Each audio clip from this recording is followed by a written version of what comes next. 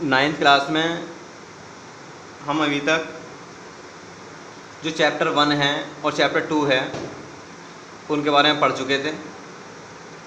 और चैप्टर 2 में भी मैंने आपको एनसीईआरटी के जो क्वेश्चंस हैं वो बता दिए थे, और जो शॉर्ट क्वेश्चन वगैरह लिखे हुए हैं उन्हें भी एक बार आप पढ़ लेंगे। अब हम चैप्टर 3 स्टार्ट कर रहे हैं, और चैप्टर 3 का जो नेम है वो है हमारे पास ग्रेविटेशन।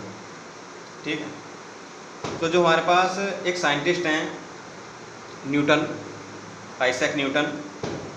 तो आइजैक न्यूटन ने हमारे पास जो ग्रेविटेशनल लॉ है, ठीक है, वो दिया था हमारे पास। एक तो न्यूटन ने अपने मोशन के रूल दिए थे, वो हम इस चैप्टर से पहले पढ़ चुके हैं।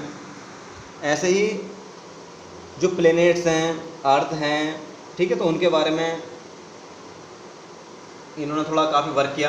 प्लैनेट है, ये वहाँ पर अर्थ पर कोई बॉडी है, कोई गैलेक्सी है, सैटेलाइट है, तो वहाँ वो कैसे बैलेंस हों, कैसे हमारे पास जो अर्थ है वो सन के चारों रोटेट कर रही है, ऐसा कौन सा फोर्स है जो उस अर्थ को और सन को बैलेंस करे हुए आपस में, ठीक है, उनमें इंटरेक्ट हो रहे हैं। ठीक है, ये कोई भी अगर हम सैटेलाइट अगर छोड़ रहे हैं तो वो मगर सर्कुलर मोशन कर रहा है अगर वो हमारे पास, तो ऐसा कौन सा फैक्टर है जो सर्कुलर मोशन को या सेंट्रीपिटल फोर्स को बैलेंस कर रहा है। ठीक है, तो उसके बारे में बताने के लिए जो न्यूटन थे इन्होंने कई सारे एक्सपेरिमेंट किए, और एक हमारे पास इन्होंने एक यूनिवर्सल लॉ दिया ग्रेविटेशन का। तो इन्होंने ये बताया कि अगर जो हमारे पास ये वर्ल्ड है, इसमें अगर हमारे पास कोई भी दो बॉडी हैं तो उनमें अट्रैक्शन है। ठीक है, अट्रैक्शन नेचर है, यानी कि दो बॉडी के बीच में हमेशा एक अट्रैक्शन फोर्स वर्क कर रहा है इस अर्थ पर। ठीक है, तो ये बताया गया कि अगर हमारे पास कोई दो बॉडी हैं जिनके मास m1 और m2 हैं, वो हमारे पास r डिस्टेंस पर सेपरेटेड हैं, रखी हुई हैं, तो उनके बीच में एक अट्रैक्शन फोर्स वर्क कर रहा है जो कि हमारे पास डायरेक्टली प्रोपोर्शनल है दोनों मास की मल्टीप्लाई के, m1 m2 के। ठीक है, प्रोपोर्शनल का मीन्स है ये साइन जो है इसको बोलते हैं प्रोपोर्शनल साइन। ठीक है, ये जो बना हुआ है प्रोपोर्शनल का साइन है ये। ठीक, तो प्रोपोर्शनल का मीन्स है कि अगर आप m1 और m2 की वैल्यू को बढ़ाओगे तो इनके बीच का जो फोर्स होगा वो इंक्रीज होगा, बढ़ेगा। सपोज़ आप m1 को 3 मान रहे हैं, m2 को भी 3 मान रहे हैं, तो फोर्स कितना आएगा 9, 3 3 9।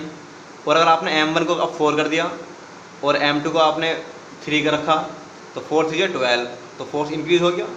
यानी कि अगर m1 और m2 में अगर आप वैल्यू को इंक्रीज कर रहे हो तो उनकी मल्टीप्लाई होगी, और मल्टीप्लाई से जो वैल्यू निकल के आएगी वो फोर्स होगी, और फोर्स की वैल्यू तब बढ़ेगी जब आप m1 m2 को बढ़ाते रहोगे, ये बताया उन्होंने।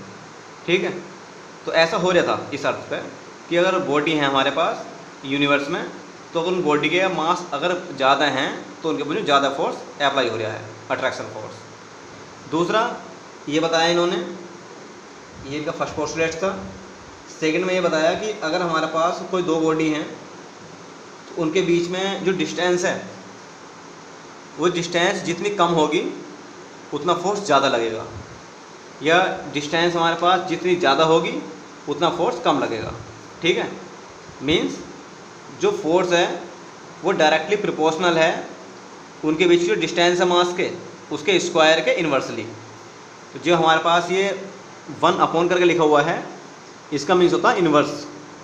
ठीक है, कि अगर आप r को इंक्रीज करोगे, r की वैल्यू को अगर आप बढ़ाओगे तो जो फोर्स है वो आपका डिक्रीज होगा। ठीक है, यह आप इनका सेकंड पोस्टुलेट था।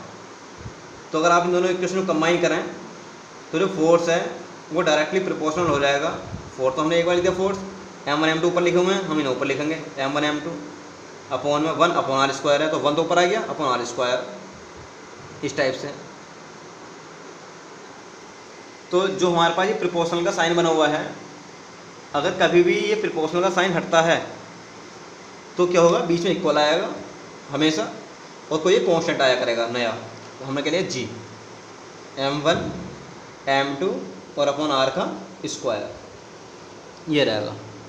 तो यहाँ जो हमारे पास जी है वो एक कांस्टेंट है नया, ठीक है, एक नया कांस्टेंट लिखा गया है, एक नई चीज़ लिखी गई है जिसको बोलते हैं हम यूनिवर्सल कांस्टेंट जी।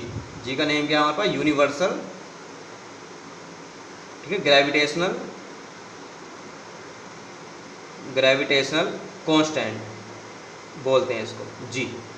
और एक्सपेरिमेंटली जो जी की वैल्यू फाइंड की गई है वो आती है 6.67 10⁻⁻11, ठीक है, न्यूटन मीटर स्क्वायर पर किलोग्राम स्क्वायर। ये आपको याद रखनी है जी जो है, ठीक है।